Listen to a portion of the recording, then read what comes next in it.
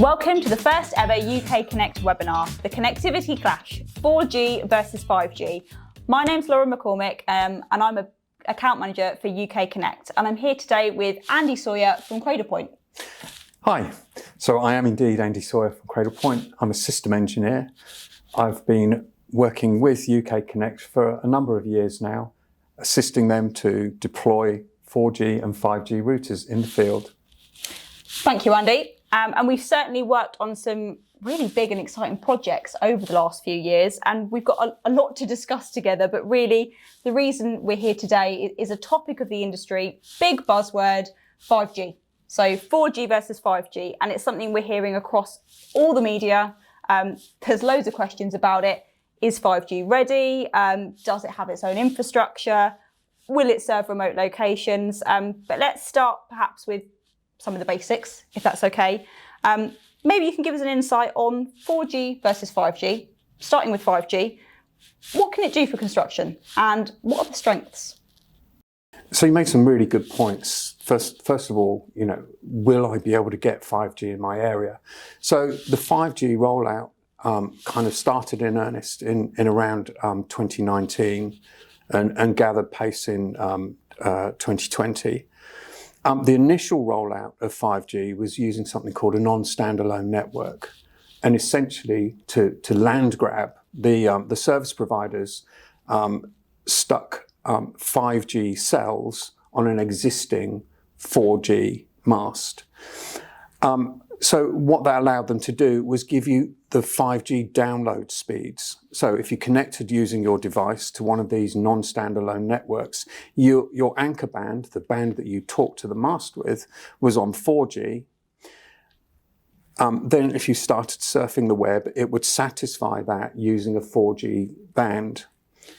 If you then started downloading a file or watching a 4K video, for example, if your phone was capable, had a 5G SIM in it, the mast would detect that and then satisfy that demand using a 5G band.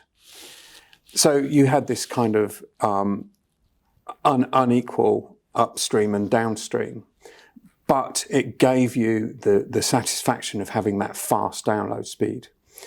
In 2021, the service providers really started to work in earnest, and they started rolling out a standalone network. And these are masts that are built from the ground up, complete with 5G technology. Oh, wow. So they're connecting to a 5G core significantly faster, and then they have all the technology that connects the phone up and down.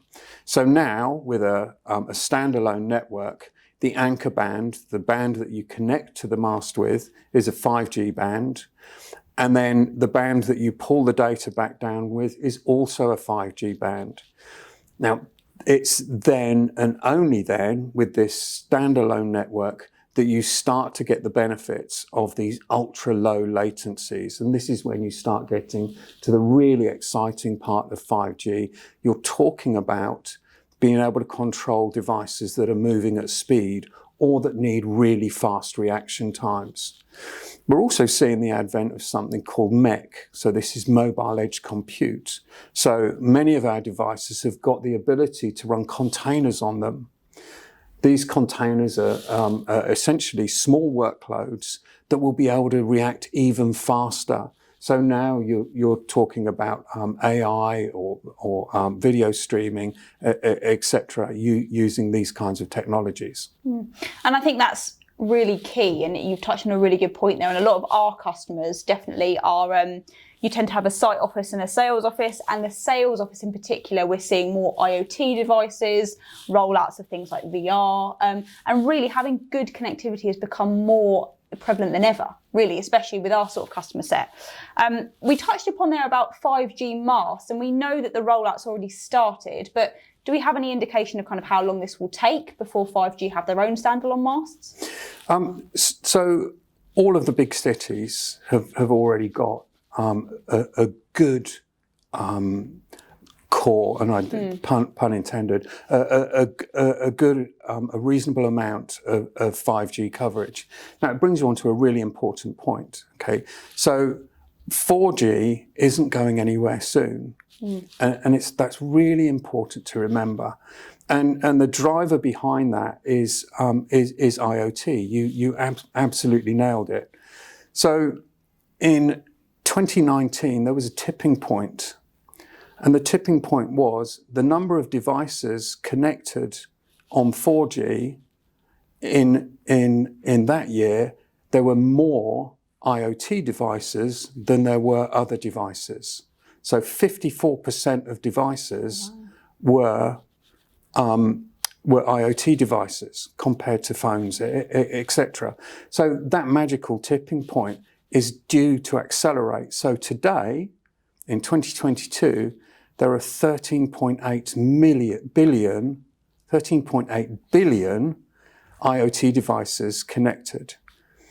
By 2030, that's gone up to 29.8 billion devices.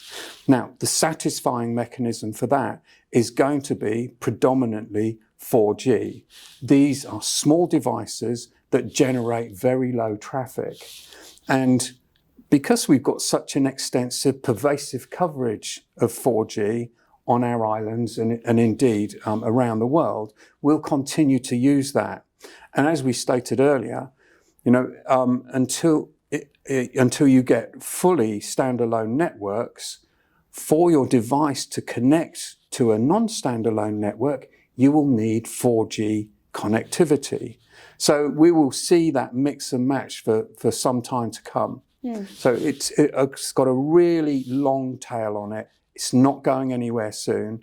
And indeed, 4G devices, you could actually see those top out at around 400 meg. So not to be sneezed at. No, and it's certainly something we've seen. I mean, the most I've seen on a construction site has been up in the sort of 500-600 meg download. And I guess really the key, if I'm right in saying, is making sure you have a router that has the capabilities to be able to get both 4G and 5G. I know, for example, I've got a 5G phone and we're in a 5G area, but I can't get 5G on my phone in the building we're in. So you've touched on a really good point there in saying that 4G is still so important. And really the devices, we've got two in front of us here, but we would usually deploy Cradlepoint R1900 onto a construction site for a couple of different reasons. They tend to be ruggedized, they can connect to both 4G and 5G. And we would pair that with probably something like this, an external antenna, to really make sure that you're getting the best signal possible on that site. We've got a couple of other devices here. So this is obviously a W2005, more of an outdoor device. And that would be plugged into something probably like an E3000. Correct. Yeah, and usability-wise, we've got a couple of customers who are in incredibly remote locations. So I'm talking the middle of the Lake District or up a hill somewhere. They need something that's going to give them the capabilities they need for routing, but also to get them good connectivity. And it's got to be weatherproof. So I'm guessing that's probably what they would go for normally. Absolutely. And you touched on it really well. I mean, many of the construction sites, the very first thing they do is put up a scaffold pole and then put one of these devices at the top of it, connect that to a router. So remember, this is an adapter. That's not a router. It's essentially a cellular arm. But what it has got, because it's that external device, it's got huge antennas on it and it can suck that signal in. So it can do that really well and fast. So it will give you this super high throughput, or if you're in the remote location, like you're saying, it will find that band and pull it in where other devices wouldn't be able to see those. And that tends to be why we use an R1900 as a standard. That gives you a good, it's got a great modem in it, for one, hasn't it? So you're going to get incredible 4G speeds. And also, if you've got 5G available to you, you're going to be able to benefit from that. So we kind of have the best of breed in this, in that we use that alongside either an omnidirectional or a directional antenna. So like you say, really pull that signal in, make sure that they're getting the best network connectivity possible on those sites. And then, well, it kind of brings me on to a question, but how do 4G and 5G work together? So they work hand in hand, and I've already mentioned that. If, for example, you're mobile with your device, you won't guarantee that you're always going to get that 5G signal. So when that drops out, you need a device that's got a really quick second modem. So the device you're talking about there has got what's called a category 20 modem. So not every modem is equal. So that's our fastest 4G modem that we manufacture. So it's got the fastest 4G modem along with 5G capabilities. And so they absolutely work hand in hand and will continue to need each other for some time to come. Sure, and there are actually a couple of additional modules you can plug in to an R1900. So the one in front of us is an MC400, I believe. That's correct, yes. Yeah, so that, good. And then, yeah, I mean, that could obviously then change the configuration and what we do with the R1900, because Cradlepoint has a lot that you can do in the NetCloud Manager portal. And that just gives you another capability depending on what a client's config needs to be. So there's two things that really come into play here. So first of all, you'd put a second SIM in that device. Yeah. You would typically put a second SIM that connects to a different carrier. Yes. Yeah. So you've now got something called carrier redundancy. So let's say you've got an EE SIM in one and a Vodafone SIM in the other. If the Vodafone network starts having problems, and that is not unheard of, then your EE SIM is still in good shape and leaving you site connectivity. If you have an unlimited data plan on these devices, and again, these are becoming more frequent. You can find unlimited data plans. You would connect both of these devices simultaneously. You've now got two pipes going out to the internet, and this device is smart enough to interleave both of those. It doesn't do pipe bonding, it does what I call pipe stuffing. So it will push the packets down one pipe, then the other, and you can bias that and say, push it down the pipe that's got the least traffic over it, or just do a round robin. So you can make use of both of those modems simultaneously, doubling the bandwidth and giving you carrier redundancy as well. It's a good little bit of kit, that, isn't it? Absolutely. And then looking at the future of cellular networks, you know, we've heard a lot about 5G, but how can you see it developing and changing? I mean, are we on the horizon of 6G? 6G is a long way off now, and we really haven't pushed the boundaries of what's capable within 5G. So there's newer technologies coming up that newer standards within 5G that we're starting to make use of. So one of those is network slicing. So if you're a network engineer, you understand the concept of VLANs, where you can restrict the traffic to a particular group of devices. Network slicing in 5G will essentially give you VLANs. So you'll be able to say, I want all my emergency services network to have a reserved bandwidth that live inside this particular slice. So, you know, we haven't yet found the edges of what we can do with 5G. We've got a long, long way to go. And indeed, those speeds are so great that we can get today. You're actually at the very edge of what the silicon that you're feeding those speeds into is capable of doing. So, you know, a long way to go yet. But the future is looking really exciting in the building industry. And I know UK Connect, this is the direction that they're going.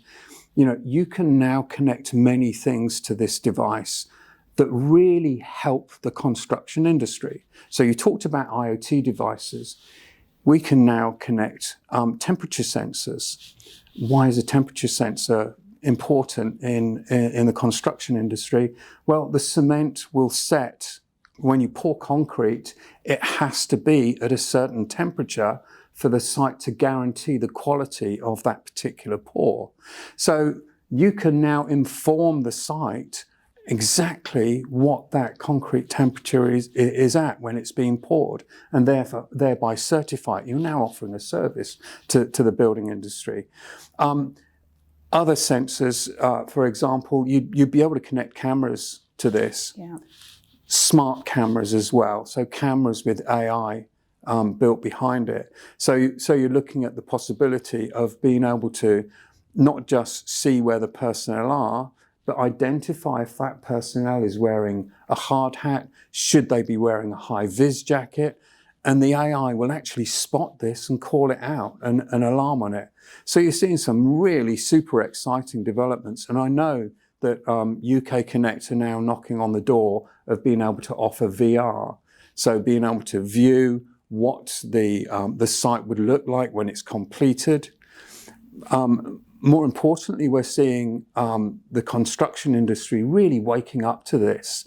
And they're now building applications that show what the construction looks like. So it's not just the viewer of the houses looking at what the real estate will look like when it's complete, but the construction industry will be able to view the construction of the site in real time and be able to see what the impact is of certain elements of the build going missing, and you'll be able to see and view that in a VR sense. It's really, yeah, and that's really interesting what you touched upon there. And funnily enough, I don't know if you know this, Andy, actually, but we have some software, a separate company to UK Connect, a sister company actually called OneSite. So OneSite is like a remote site sign-in management portal. So you need connectivity to enable it, especially with all of these IoT things and having sensors and creating a carbon neutral building site, which we know everyone's got big targets to meet by about 2025. OneSite works really well with this, and it does similarly to what you just said. So, PPE detection, facial recognition, removing the kind of human error of a really old site sign-in book. And the customers will use that. And there are other applications they use it for, but really they need an enabler. And it's all well and good having these fantastic ideas. And we've seen it where we've put sensors on W gates. So that's quite a big problem amongst the construction industry, in that W gates are constantly not being shut. Really big health and safety red flag. They need to be open and closed all the time. So a simple thing is to put a sensor on that W gate. And it makes a really big difference to site managers, because a lot less of their time is spent walking around a site and saying, close the W gate. That small piece of equipment with one of these saves time, saves money, makes things more productive. The world is your oyster, really, isn't it? As long as you've got good connectivity on a site, I'm sure you'll agree, Andy. So what would your advice be to maybe someone watching this who is on a construction site or works within construction? Should they be opting for 4G or 5G at the moment?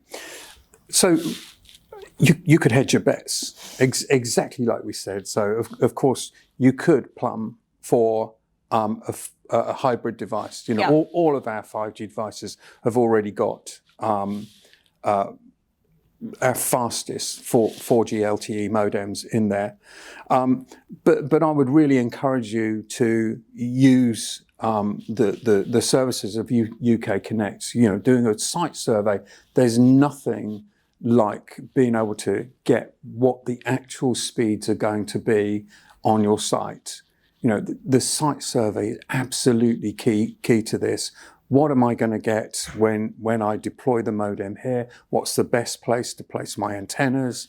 What is the expected throughput? And realistically, it's then and only then, and later I'll talk about giving you guidance on how to find out whether you've got coverage there. But it's only when you get feet on the ground that you actually perform these tests that UK Connect do so well that you will tell exactly what those speeds are and which would be the best connectivity option for you.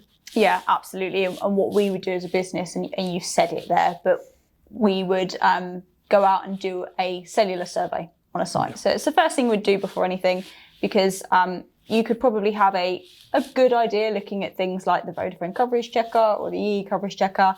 But as you've just said, nothing beats a professional who knows what they're doing and knows what they're using to actually go and look at the cellular connectivity on that site and analyse it, really.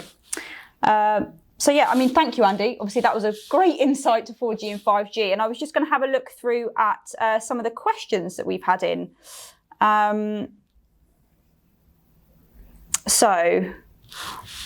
This is an interesting one. So, what are the 5G spectrum layers? Wow, that is a good one. I've started strong. So, you have. Well done. So there are three spectrum layers. So the first one is something that we call millimeter wave or high band. And that is the high capacity layer. Now, it's important to know that certain countries license that spectrum in different ways. Here in the UK, for example, we've only licensed that spectrum for indoor usage. Now, a high capacity layer, the millimeter wave, is a super fat pipe. So with a theoretical throughput of 10 gig, now you'll be able to do that in lab conditions, prevailing wind in a vacuum, etc. But realistically, we've seen 2.5 gig in countries where this is allowed. So Australia, for example, have allowed that to be licensed outdoors. What it's important to remember, whilst it's got this massive payload capability, it doesn't go very far. We're really talking tens of meters. It doesn't go through humans, it doesn't go through glass, it won't go through walls. So it's very limited in what it can do. But when you get that connectivity, my God, it's fast and furious. The next one is our mid band, and that's really the workhorse. This is the one that we're going to be using the most of. So in the UK, we've seen speeds around topping out around 700 meg. I mean, that's as fast as you can get from any carrier wired. It's really quite exceptional. Here, for example, near here, we've done some tests on the way in here, and we were getting about 350 meg. So we have seen in the UK up to 700 meg. So, somewhere within that range is what your expected throughput would be using this mid-band layer. That will go tens of kilometers.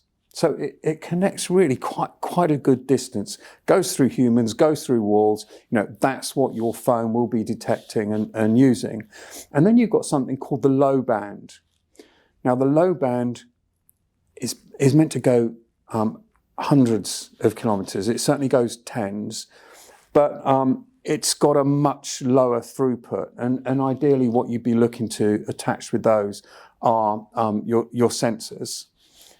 So you'd be looking at an agricultural environment, for example, that's right on the working limits of connectivity to a mast.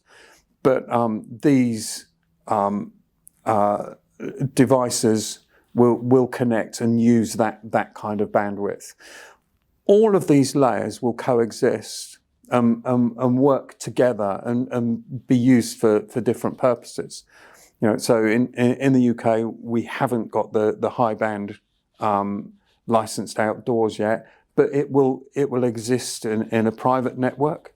The mid band range is the one that you'll be working with the most, getting those throughputs in the UK up to 700 meg, and then the low band connecting devices in the outskirts. Perfect. And we've got time for a couple more. So, this is something we haven't actually spoken about, but probably really key to know. Someone's asked, what is a private cellular network and where would I use it? So a private cellular network is really when you emulate what the carriers are doing here, and you make a smaller version of the masts and you utilize it yourself. Where would you do that? You do that in hospitals, you do that in ports and docks. You could certainly do it on a building site, but essentially what you're getting and the kind of coverage that you can do with those is kilometers. So you've got serious distances that you can cover. So if you imagine, for example, if you were feeding wireless through a building, a hospital with multiple floors, you'd need hundreds of access points to be able to deliver that service. With a private cellular network, 3-4 picocells, and that will cover that entire range. So you can see the kind of differences that you can get there. Oh, that's really interesting. And I'm going to pick one more. Oh, this is a good question. How do I know if I can get 5G on my site? Brilliant question. Well done, whoever did that, because played right into my hands. Something I forgot to mention, and I said that I'd mention it later. So, do you know what? First of all, I'd encourage you to Google the string. 5G coverage in my postcode, and put your postcode in there and see what happens. All of the providers are eager for your business, so they will big up their own answer here. Buyer beware. So one of the sites that I'd really recommend that you use is something called CellMapper, and it's cellmapper.net, and it's a publicly sourced. All of the data that's fed into that is fed from the public, and you can run an app on your phone and upload the data. So if you use CellMapper and you say, what's the coverage in my area? And you can't see coverage in your area, you can put the app on your phone and walk up and down your road and let it upload the data from your phone, and you will see a green line starting to appear as to what color frequencies, what kind of coverage you're going to get there. Now, obviously, to detect a 5G mast or 5G coverage, you will need a 5G phone. Spoiler alert. Sure. But that will allow you to populate that map of your area. It will also allow you to discover your own masts as well. One of the things that you can do is actually attribute your own name to a mast and say, I discovered this first. So if you literally go into your postcode and you see no green trails or no coverage, and you start populating that map, as you discover a mast, you can attribute your own name to it. But again, that gives you an idea of what the coverage you'd expect to be able to get. It gives you a good indicator, and that particular site is completely free of bias. The data is got from real live sources and not pushed by your particular provider. But again, most importantly, that's what you expect to get. It's UK Connect with their services of doing that site survey that will give you those actual figures. Thank you, Andy. So I think that's probably all we've got time for today. I can see there's loads of questions flooding in, so we will get back to you probably via email, so you've got an answer to those questions. And if you do have any further questions and you want to reach out to your UK Connect account manager, then please do. That's it from us. Thank you so much for joining us. Thank you to Andy as well for being here today, and we look forward to seeing you again on the next UK Connect webinar.